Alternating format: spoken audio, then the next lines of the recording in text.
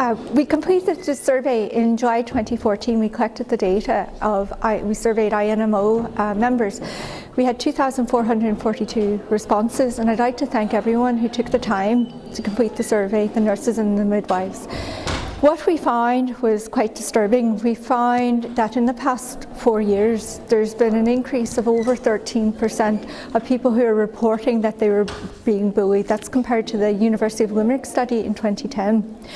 And so what you're finding is that in 2010, about 38% of people had experienced bullying. We're finding that over half of respondents have experienced bullying, 52%.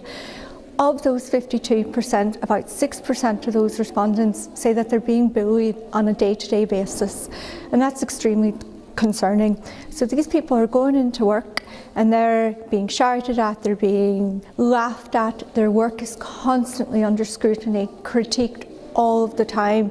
People don't just experience one type of bullying, they experience numerous types of bullying. What are the consequences of that? Well, what we find is nurses tend to internalise it. They take this personally, this bullying, as opposed to it affecting patient care.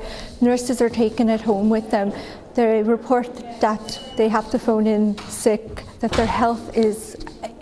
We had 2 miscarriages, people directly linked it to being bullied, car crashes, marital breakup, long-term illness. People had to leave their jobs as professional nurses and go on to the dole. People lost their houses.